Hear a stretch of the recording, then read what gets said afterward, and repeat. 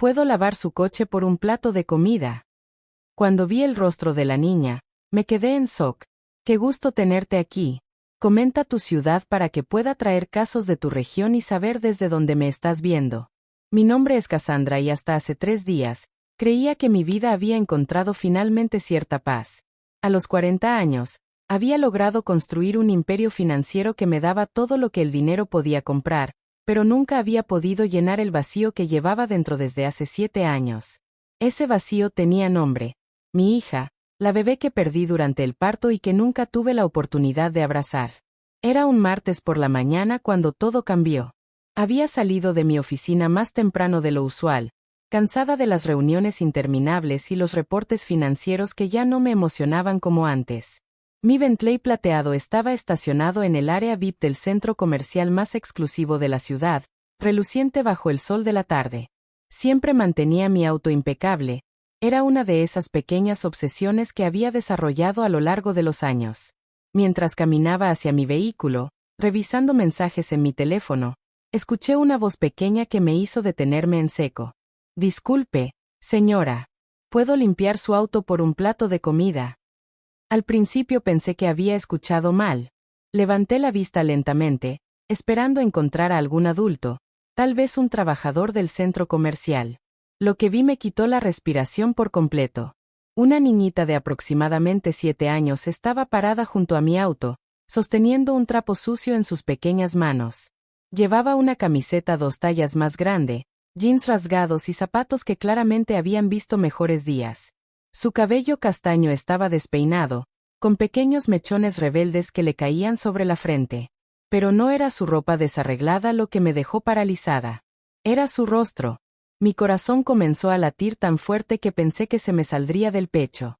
La niña tenía mis ojos exactos, del mismo color avellana con pequeñas motas doradas que brillaban bajo la luz. Su nariz era pequeña y respingada, idéntica a la mía cuando era niña. Incluso la forma de su boca, con el labio inferior ligeramente más carnoso que el superior, era como mirar un espejo del pasado. Señora, está bien. La voz de la pequeña me trajo de vuelta a la realidad. Me di cuenta de que llevaba varios segundos mirándola fijamente, probablemente con una expresión que la estaba asustando. Traté de componerme, aunque mi voz salió temblorosa. Sí, estoy bien. ¿Cómo te llamas, pequeña? Paola, respondió con una sonrisa tímida que me partió el alma en 1000 pedazos.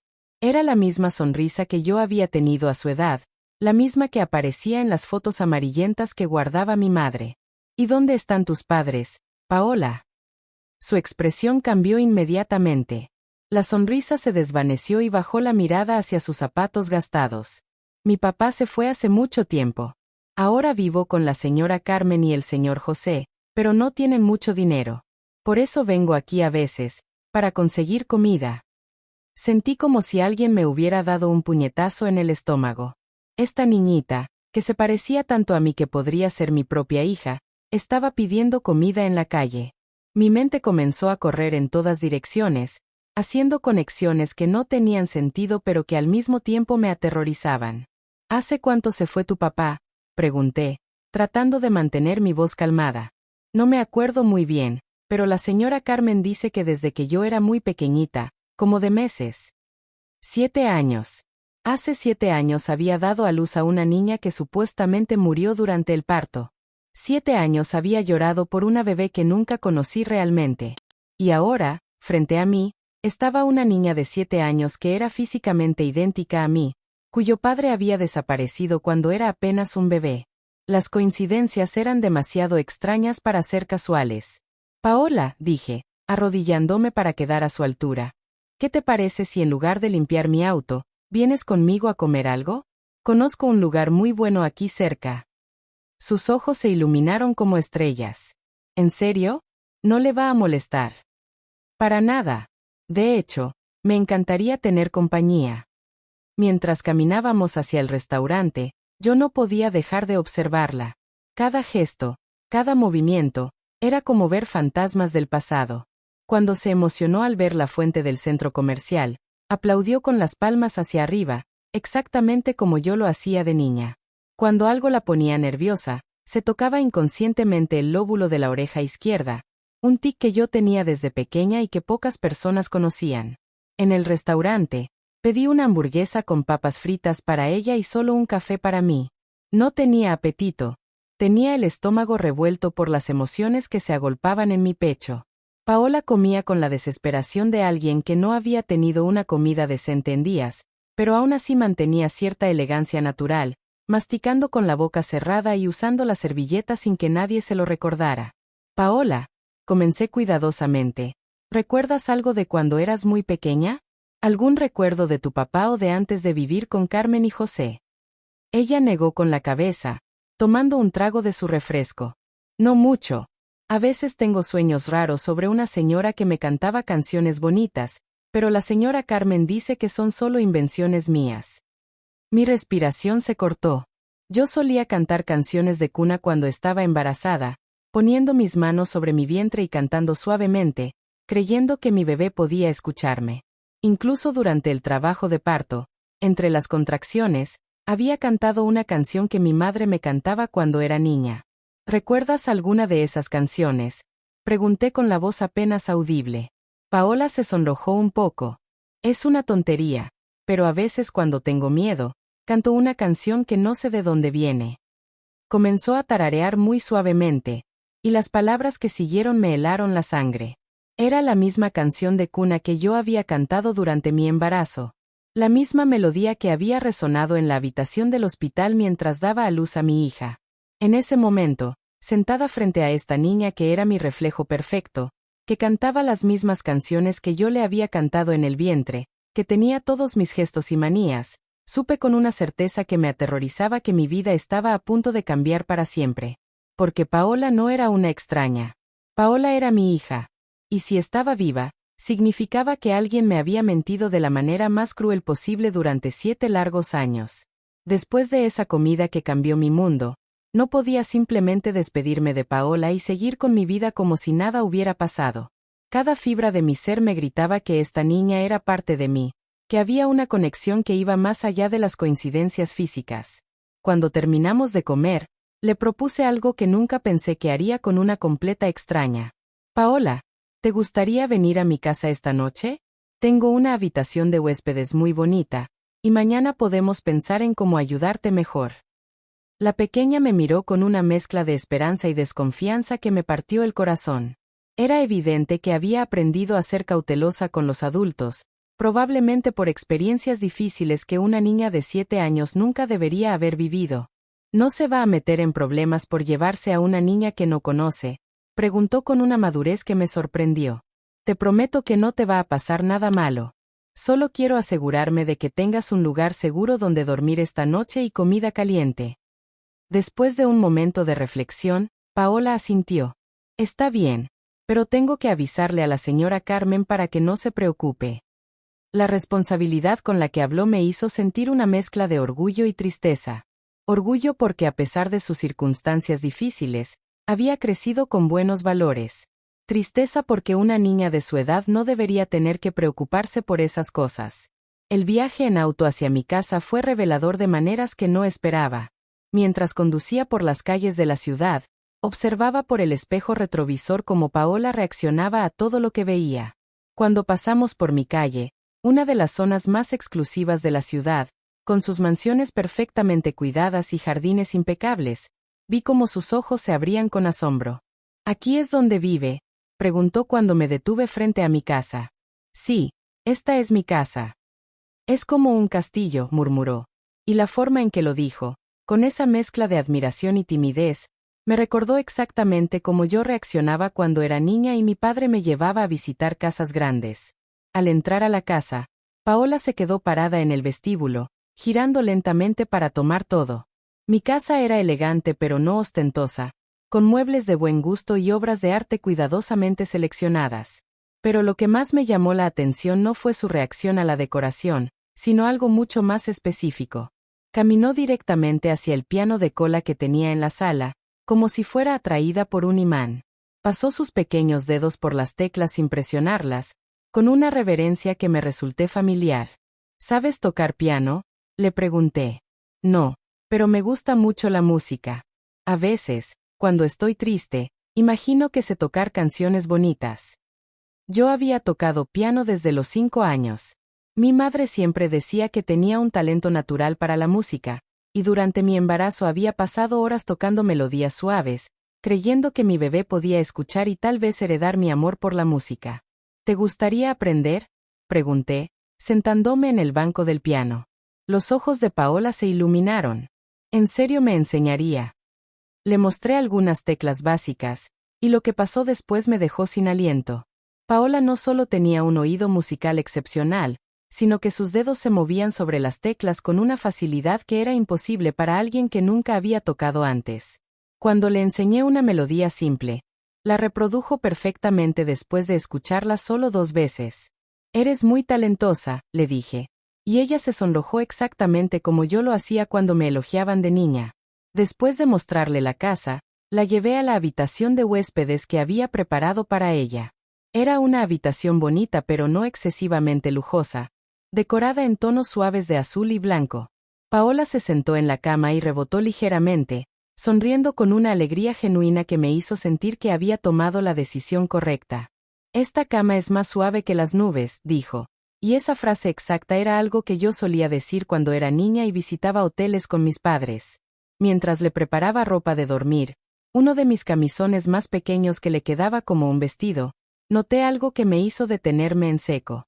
En su brazo izquierdo, justo debajo del hombro, tenía una pequeña marca de nacimiento en forma de media luna.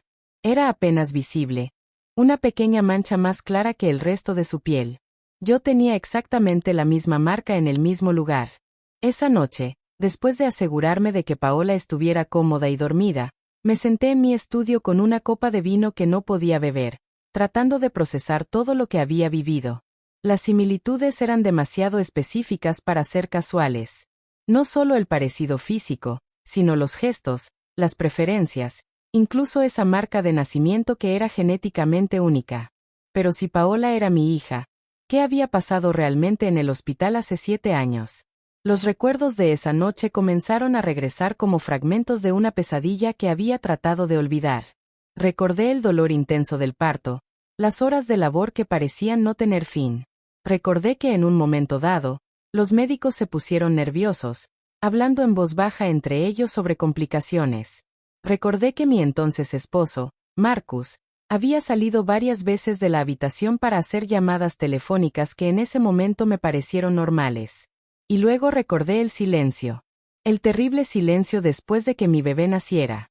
Los médicos susurrando. La enfermera con lágrimas en los ojos diciendo que lo sentía mucho. Marcus tomando mi mano pero evitando mi mirada.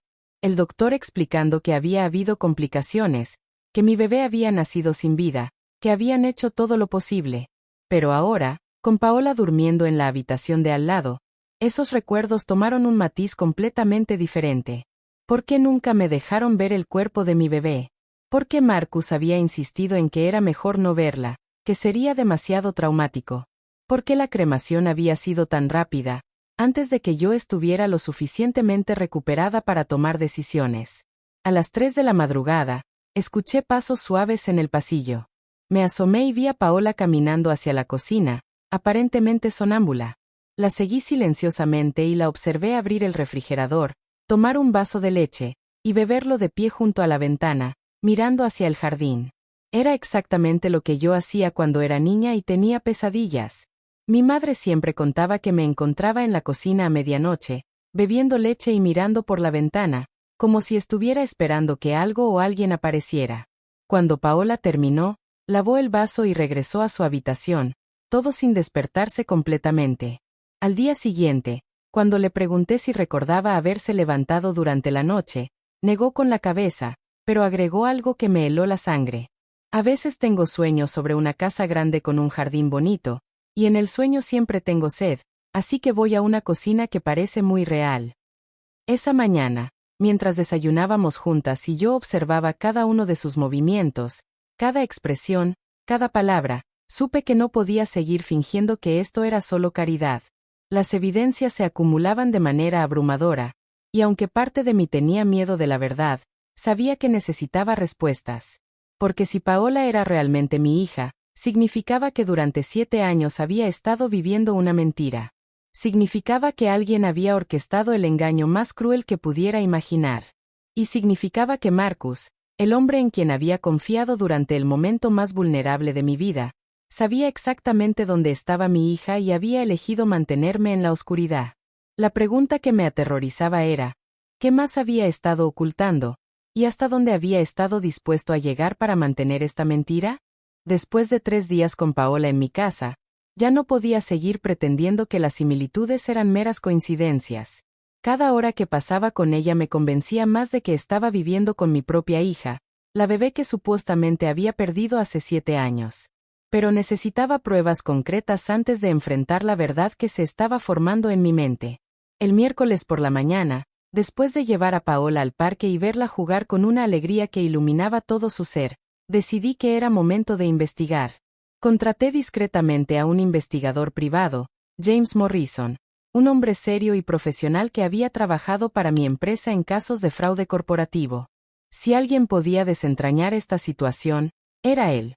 Necesito que investigues a una niña llamada Paola, le dije en su oficina, deslizando una foto que había tomado de ella jugando en el jardín. Específicamente, necesito saber todo sobre su historia, quién la cuidó desde bebé, cualquier documentación sobre su origen, y cualquier conexión que pueda tener con un hombre llamado Marcus Delgado. James estudió la fotografía con atención profesional, pero pude ver el momento exacto en que notó el parecido entre nosotras. Sus ojos se movieron de la foto a mi rostro y de vuelta a la foto. ¿Hay algo específico que esté buscando, señora Herrera? Creo que esta niña puede ser mi hija, la que supuestamente murió durante el parto hace 7 años. James se acomodó en su silla, y pude ver que entendía la gravedad de la situación. Entiendo. Le aseguro que manejaré esto con la máxima discreción. ¿Tiene acceso a los registros médicos del nacimiento? Tengo copias de todo. El certificado de defunción, los reportes médicos, todo. Saqué una carpeta que había traído conmigo. Pero ahora que miro estos documentos con otros ojos, hay cosas que no tienen sentido. Esa misma tarde, mientras Paola tomaba una siesta, me senté en mi estudio con todos los documentos esparcidos sobre el escritorio. Los había revisado miles de veces durante los primeros años después de la pérdida, torturándome con cada detalle. Pero ahora los leía como una investigadora, no como una madre en duelo. El certificado de defunción estaba firmado por el doctor Samuel Martínez, el obstetra que había manejado mi embarazo. Pero había algo extraño en las fechas. El certificado estaba fechado el mismo día del nacimiento, lo cual era inusual considerando que usualmente estos documentos se procesaban días después. Además, el reporte de autopsia, que supuestamente explicaba la causa de la muerte, era sorprendentemente vago, mencionando solo complicaciones respiratorias sin detalles específicos. Al día siguiente, James me llamó con información preliminar que hizo que mi mundo se tambaleara aún más. Señora Herrera, he encontrado algunas inconsistencias interesantes. La niña, Paola Morales, ha estado bajo el cuidado de Carmen y José Morales desde que era un bebé de aproximadamente 3 meses. Ellos me dijeron que un hombre les pagó $5,000 para cuidarla, alegando que era huérfana y que él era un trabajador social. Mi respiración se detuvo. Describieron al hombre. Sí, la descripción coincide perfectamente con las fotos de Marcus Delgado que me proporcionó. Además, encontré algo más perturbador. Los Morales nunca recibieron documentos oficiales de adopción o custodia temporal. Todo fue manejado con dinero en efectivo y promesas verbales.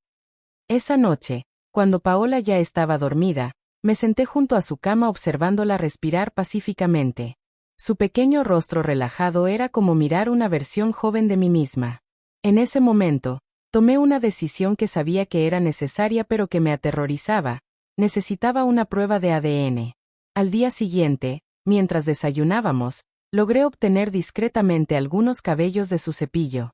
También programé una cita con un laboratorio privado que James me había recomendado, conocido por su discreción y rapidez en los resultados. Los resultados estarán listos en 48 horas, me dijo la técnica del laboratorio. Dada la situación que me explicó, manejaremos esto como prioridad máxima. Esas 48 horas fueron las más largas de mi vida. Cada momento con Paola se sentía cargado de significado. Cuando me contó sobre sus pesadillas recurrentes sobre un lugar blanco donde había muchos ruidos fuertes, no pude evitar pensar en el hospital. Cuando inconscientemente tarareó la misma canción de cuna que yo le había cantado durante el embarazo, sentí que mi corazón se iba a romper. El viernes por la tarde, James me llamó. Su voz era seria, pero pude detectar una nota de satisfacción profesional. Señora Herrera, tengo los resultados del ADN. También he conseguido información adicional sobre el doctor Martínez y las enfermeras que estuvieron presentes durante su parto.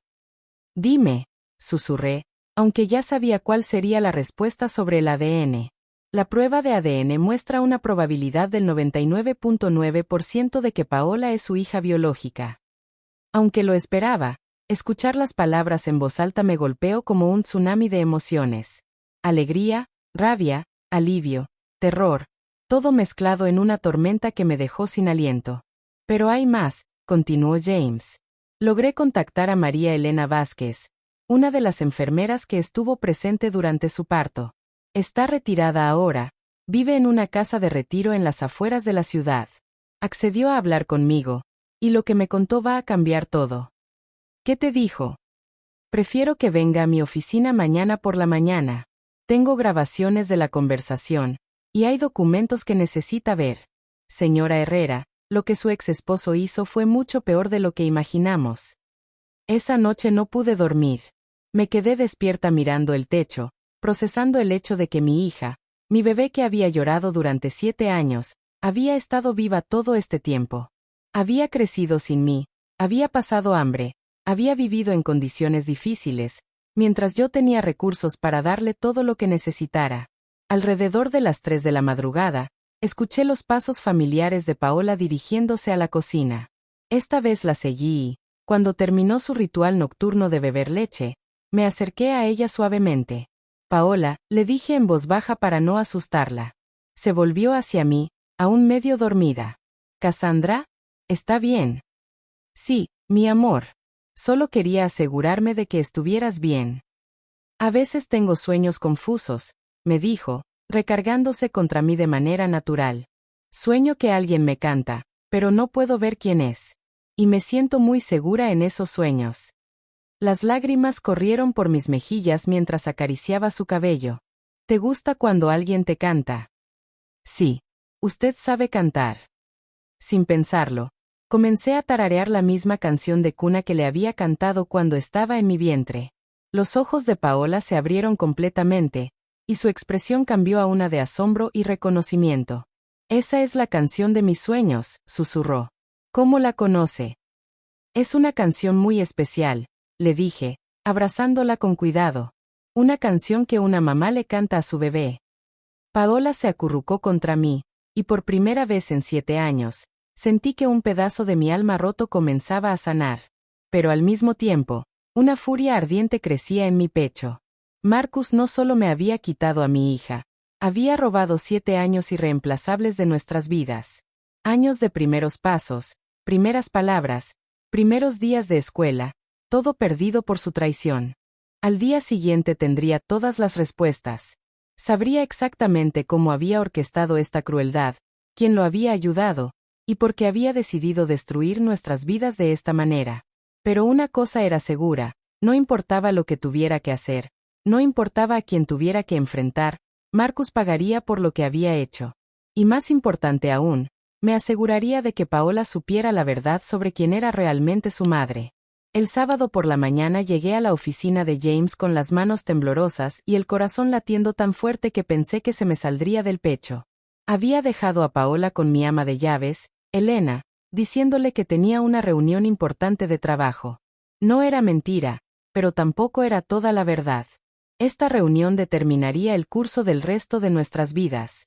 James me esperaba con una expresión grave que no había visto en él antes. Su escritorio estaba cubierto de documentos, fotografías y lo que parecía ser una grabadora digital. Me senté frente a él, preparándome para escuchar verdades que sabía que me destrozarían. Señora Herrera, comenzó James, lo que voy a compartir con usted va más allá de lo que cualquiera podría imaginar. Marcus Delgado no actuó solo en esto.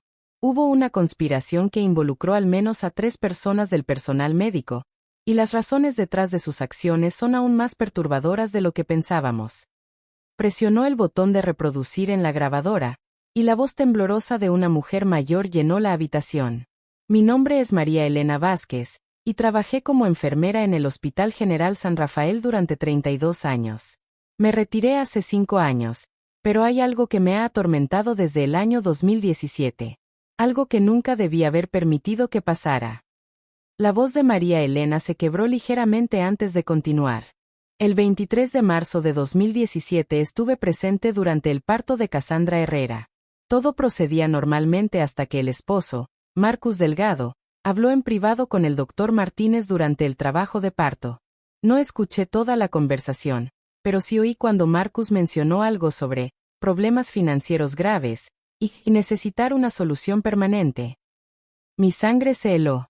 Marcus nunca me había mencionado problemas financieros. De hecho, nuestro matrimonio había empezado a deteriorarse precisamente porque él parecía más interesado en mi creciente patrimonio que en nuestra relación.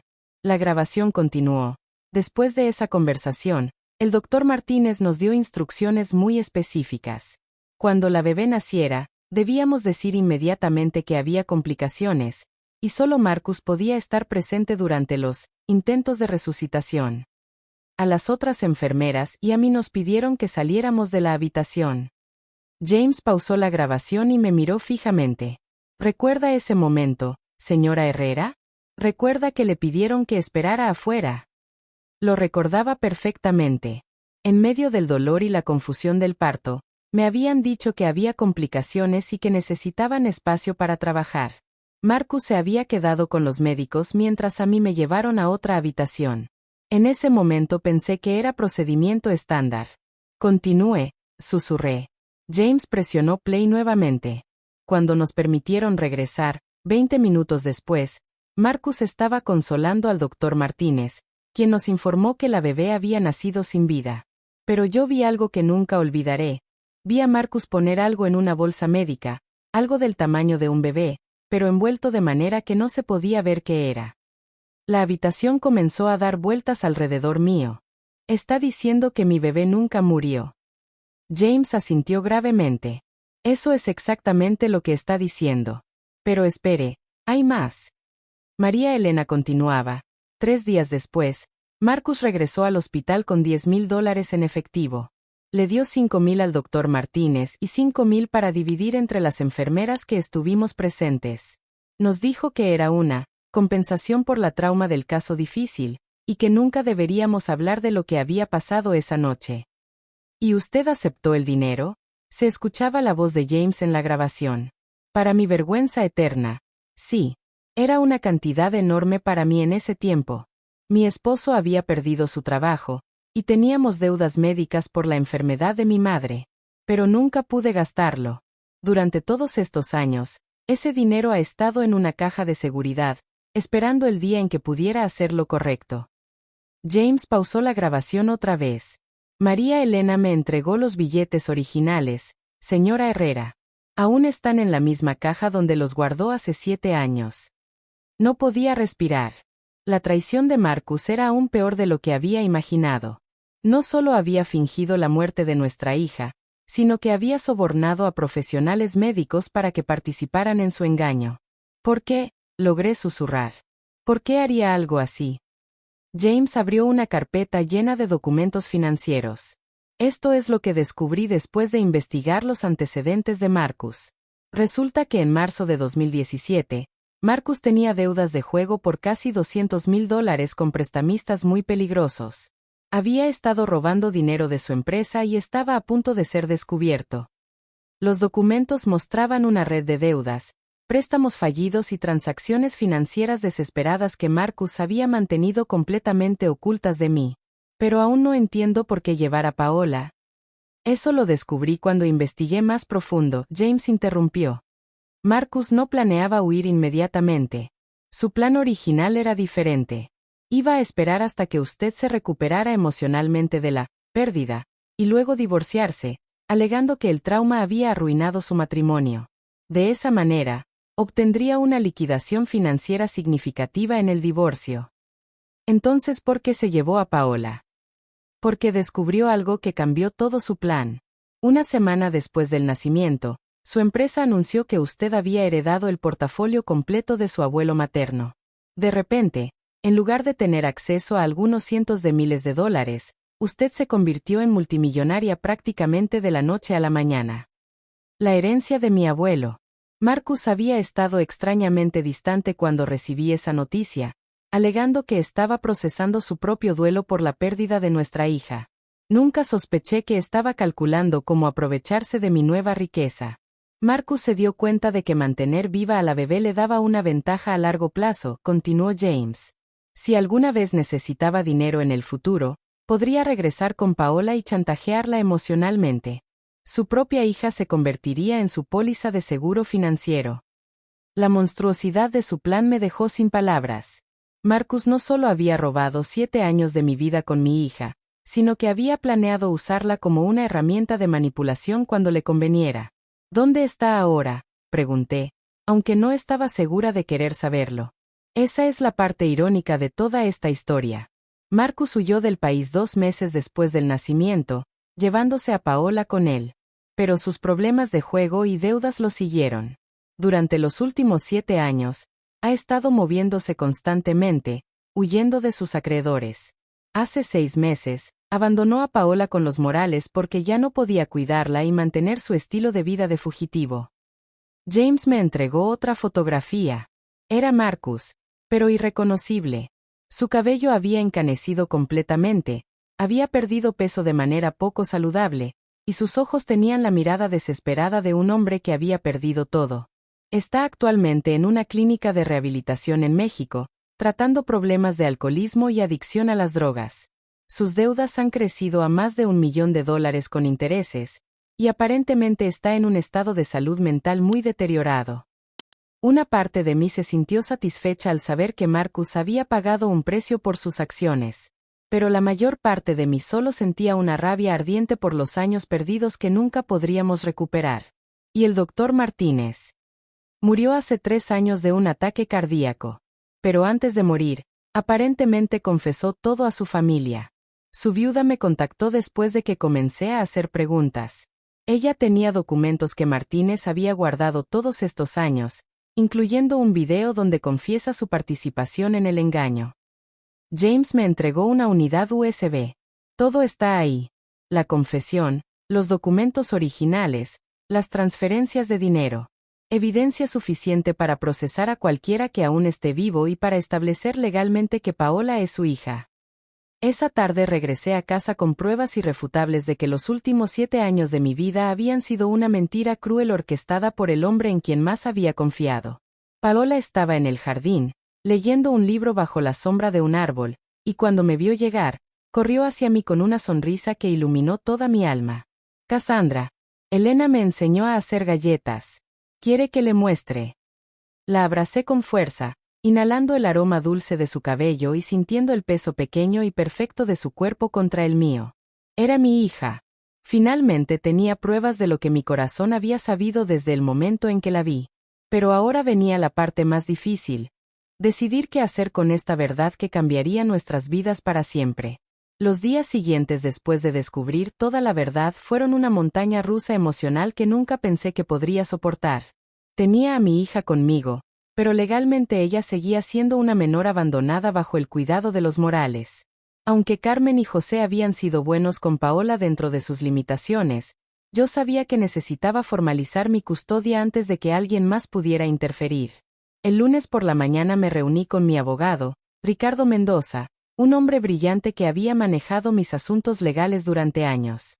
Cuando le expliqué la situación y le mostré todas las evidencias que James había recopilado, su expresión pasó del escepticismo inicial al asombro total. Cassandra, esto es extraordinario, dijo mientras revisaba los documentos. Tenemos prueba de ADN, confesiones grabadas, evidencia de soborno, y documentación de abandono de menor. Este es uno de los casos más sólidos que he visto en 30 años de práctica legal. ¿Qué tan rápido podemos proceder?, pregunté, sin poder ocultar mi ansiedad. Dada la evidencia abrumadora y el hecho de que la menor está actualmente en su cuidado voluntario, podemos presentar una petición de custodia de emergencia hoy mismo. También vamos a presentar cargos criminales contra Marcus por secuestro, falsificación de documentos y abandono de menor. Esa tarde, mientras Paola jugaba en el jardín bajo la supervisión de Elena, me senté en mi estudio escribiendo algo que nunca pensé que tendría que escribir. Una carta para mi hija explicando quién era realmente su madre. No sabía cómo decirle a una niña de 7 años que su mundo estaba a punto de cambiar completamente. ¿Cómo le explicas a una pequeña que el hombre que ella pensaba que era su padre en realidad la había secuestrado? ¿Cómo le dices que su verdadera madre había estado llorando por ella durante 7 años? El miércoles por la mañana, Ricardo me llamó con noticias que me llenaron de alivio y terror al mismo tiempo. El juez aprobó la custodia temporal inmediata. Paola es oficialmente su hija bajo la ley. Además, las autoridades mexicanas han sido notificadas sobre Marcus.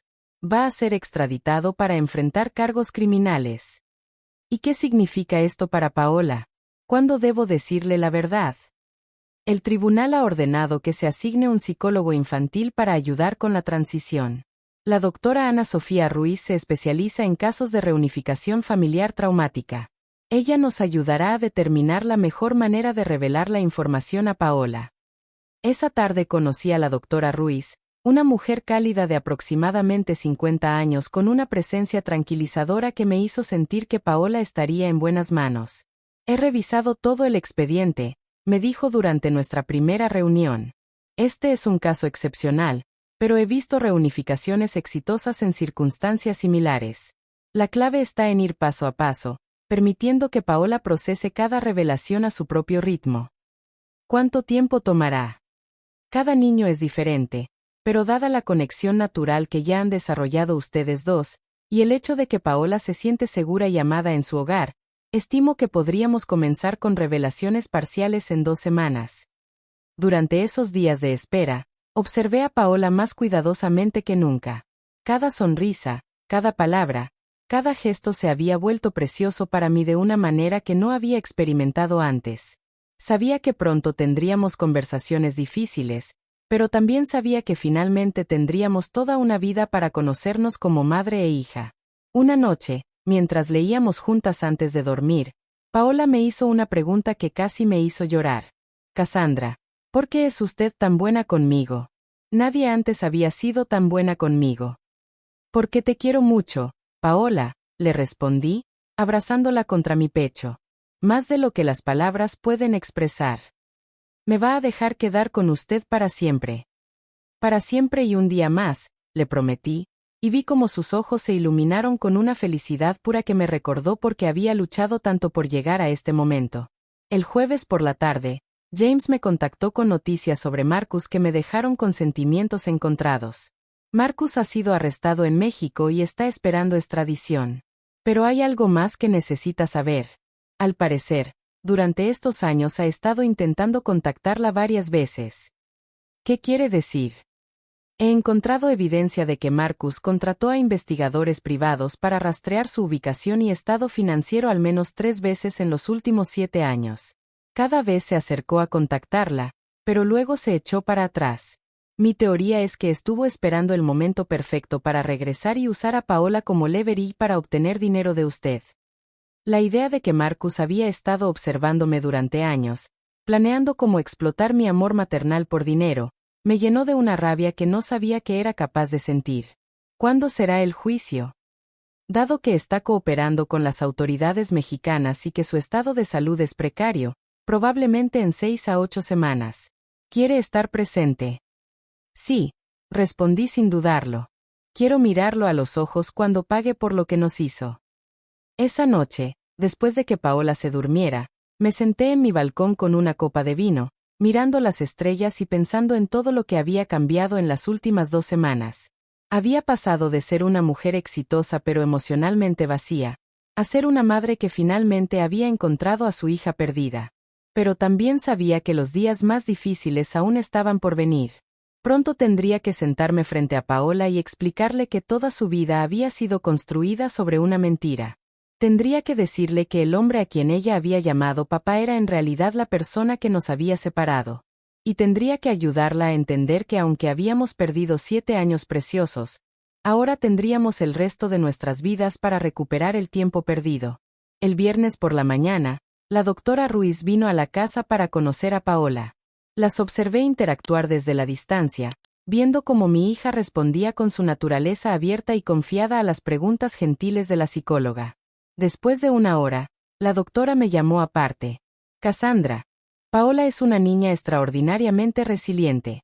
Ha desarrollado mecanismos de afrontamiento saludables a pesar de las circunstancias difíciles que ha vivido. Eso va a facilitar mucho el proceso de revelación. ¿Cuándo comenzamos? El lunes próximo. Vamos a empezar diciéndole que usted va a ser su nueva mamá adoptiva oficialmente, y gradualmente le explicaremos la conexión biológica real. Esa noche, mientras ayudaba a Paola a bañarse, notó las lágrimas en mis ojos. ¿Por qué está llorando?, preguntó con preocupación genuina. Son lágrimas felices, mi amor, le expliqué. A veces las personas lloran cuando están muy felices. Está feliz porque me va a adoptar. Mi corazón se detuvo. De alguna manera, ella ya sabía lo que estaba por venir. ¿Cómo supiste eso? Escuché cuando usted hablaba por teléfono con la doctora Bonita.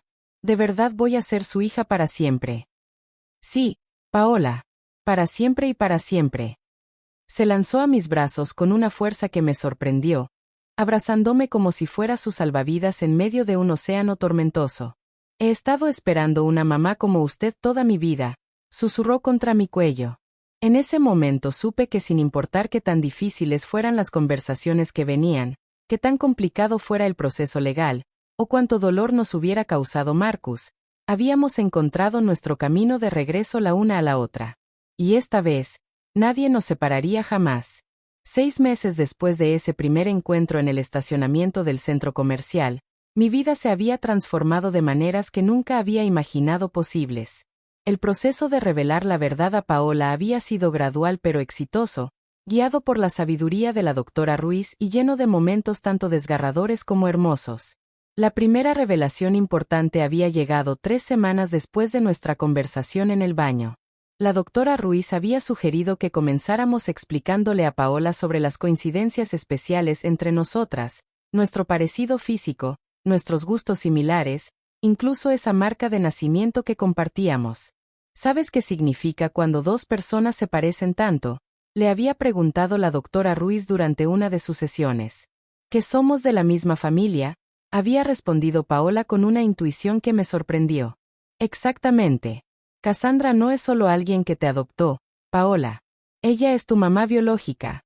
Tu verdadera mamá. El momento de silencio que siguió me pareció eterno.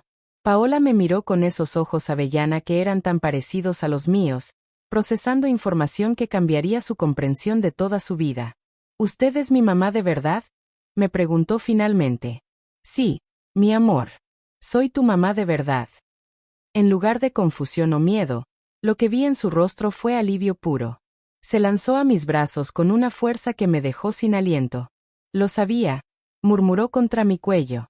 En mi corazón lo sabía. Por eso me sentía tan segura con usted desde el primer día. Explicarle sobre Marcus había sido la parte más difícil. Con la ayuda de la doctora Ruiz, le habíamos contado una versión adaptada para su edad, que el hombre a quien ella había conocido como su papá había hecho algo muy malo, que nos había separado cuando ella era bebé, y que habíamos estado buscándonos mutuamente durante todos estos años. Él me robó de usted, había preguntado con una seriedad que me partió el corazón. Sí, mi amor. Pero lo importante es que ahora estamos juntas para siempre. Su respuesta me había sorprendido. Me alegra que él se haya ido. Nunca me hizo sentir como usted me hace sentir. El juicio de Marcus había tenido lugar 2 meses después. Decidí asistir, no por venganza, sino porque necesitaba cerrar ese capítulo de mi vida mirándolo a los ojos. El hombre que vi en la sala del tribunal era apenas una sombra del Marcus que había conocido. Su cabello completamente gris, su rostro demacrado, y sus ojos hundidos mostraban los estragos de años de culpa, adicciones y una vida en fuga. Cuando me vio en la galería del tribunal, intentó evitar mi mirada, Pero yo no aparté la vista. Quería que viera todo lo que había perdido por su avaricia y crueldad. Su abogado había negociado una declaración de culpabilidad a cambio de una sentencia reducida. Marcus fue condenado a 12 años de prisión por secuestro, falsificación de documentos, soborno y abandono de menor. También se le ordenó pagar $600,000 en daños y perjuicios, aunque sabíamos que nunca tendría ese dinero. Lo más importante para mí no fue la sentencia, sino el momento cuando el juez le preguntó si tenía algo que decir antes de la sentencia final. Marcus se puso de pie temblorosamente y, por primera vez desde que había entrado a la sala, me miró directamente. Cassandra, dijo con voz quebrada, sé que no hay palabras que puedan reparar lo que hice. Sé que destruí 7 años irreemplazables de tu vida con Paola. Lo hice por dinero, por cobardía, por una docena de razones patéticas que ahora me avergüenzan. No espero tu perdón, porque no lo merezco. Solo quiero que sepas que no hay día que pase sin que me arrepienta de cada decisión que tomé. No sentí satisfacción al verlo quebrado. No sentí venganza cumplida. Solo sentí una tristeza profunda por todo el tiempo perdido que nunca podríamos recuperar, y una determinación renovada de asegurarme de que el futuro de Paola fuera todo lo que su pasado no había sido. Después del juicio, Paola y yo habíamos comenzado terapia familiar para trabajar en nuestra relación y ayudarla a procesar todo lo que había vivido. La doctora Ruiz nos había ayudado a desarrollar nuevas tradiciones, a crear memorias que fueran solo nuestras, y a construir la confianza que Marcus había roto. Una de nuestras tradiciones favoritas era el tiempo de música todas las noches antes de dormir. Yo tocaba piano mientras ella cantaba, y gradualmente le había enseñado todas las canciones que había planeado compartir con ella cuando era bebé. Su talento musical natural había florecido de maneras extraordinarias. Tenía el mismo oído perfecto que yo había tenido a su edad. Mamá, me había preguntado una noche después de una sesión particularmente hermosa de música. ¿Cree que si hubiéramos estado juntas desde que nací, yo sería diferente? Era una pregunta profunda para una niña de 7 años, pero Paola siempre había sido sabia más allá de su edad. Creo que serías exactamente quien eres ahora, le había respondido. Porque todas las cosas que me encantan de ti, tu bondad, tu fortaleza, tu alegría, esas cosas vienen de dentro de ti, no de las circunstancias externas. Usted habría sido diferente sin mí. Absolutamente, le dije sin dudar. Habría sido más feliz, más completa, más yo misma. Estos 7 años sin ti fueron los más difíciles de mi vida. Esa conversación había marcado un punto de inflexión en nuestra relación. Paola finalmente entendió no solo que era amada, sino que había sido extrañada, buscada y deseada durante cada día de esos 7 años perdidos. Ahora, mientras escribo esto, Paola está en su nueva habitación, que redecoramos juntas con colores que ella eligió y muebles que reflejan sus gustos en desarrollo. Las paredes están cubiertas con sus dibujos, fotografías de nuestras aventuras juntas, y certificados de sus logros en la escuela nueva donde se inscribió. Su nueva escuela había sido otra decisión importante. Elegí una institución pequeña y de alta calidad donde pudiera recibir atención personalizada y apoyo emocional mientras se adaptaba a su nueva vida. Sus maestras me reportaban regularmente sobre su progreso, no solo académico sino emocional. Paola es una de las niñas más resilientes que hemos tenido, me había dicho su maestra principal la semana anterior. Su capacidad para adaptarse y prosperar después de todo lo que ha vivido es realmente inspiradora. Esta tarde, mientras preparaba la cena, Paola entró a la cocina con un dibujo que había hecho en la escuela. Era una imagen de nosotras dos de pie frente a nuestra casa, con un gran corazón rojo encima de nuestras cabezas y las palabras "mi familia verdadera" escritas en su letra cuidadosa de segunda grader. ¿Le gusta?, me preguntó, esperando ansiosa mi reacción. Me encanta, le dije, arrodillándome para abrazarla. Es el dibujo más hermoso que he visto en toda mi vida. La maestra nos pidió que dibujáramos a nuestra familia. Todos los otros niños dibujaron mamás y papás y hermanos, pero yo solo la dibujé a usted. Porque usted es toda la familia que necesito. Sus palabras me llenaron de una calidez que irradió desde mi corazón hasta cada extremidad de mi cuerpo. En ese momento, sosteniendo a mi hija en mis brazos en la cocina de nuestra casa, finalmente entendí lo que significaba estar completa. Habíamos perdido 7 años, pero teníamos el resto de nuestras vidas para compensar ese tiempo. Habíamos sido separadas por la traición y el engaño, pero nos habíamos encontrado a través del amor y la persistencia. Y aunque nunca podríamos cambiar el pasado, podíamos crear un futuro que fuera todo lo que ambas habíamos soñado. Esa noche, después de nuestro tiempo de música y de haber arropado a Paola en su cama, me senté en mi balcón con una taza de té, mirando las estrellas y reflexionando sobre el viaje que nos había traído hasta aquí.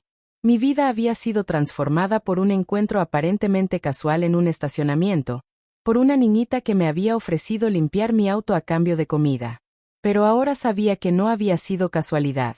El destino, el universo, o simplemente el amor entre madre e hija habían conspirado para reunirnos cuando ambas más lo necesitábamos. Paola había encontrado la familia que siempre había merecido, y yo había recuperado la parte de mi alma que había estado perdida durante 7 largos años. Por primera vez en mi vida adulta, me dormí esa noche con una sonrisa en mi rostro y paz en mi corazón, sabiendo que al día siguiente me despertaría en una casa llena de amor, risa, y la presencia de la persona más importante en mi mundo, mi hija, finalmente en casa donde siempre había pertenecido.